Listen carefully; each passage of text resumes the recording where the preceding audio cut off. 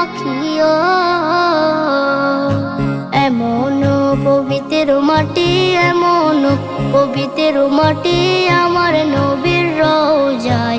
তোমরা যদি যাও গো মদিনায়, তোমরা যদি যাও গো মদিনায়। ইয়া রাসূলুল্লাহ ইয়া হাবিবাল্লাহ, ইয়া রাসূলুল্লাহ ইয়া হাবিবাল্লাহ।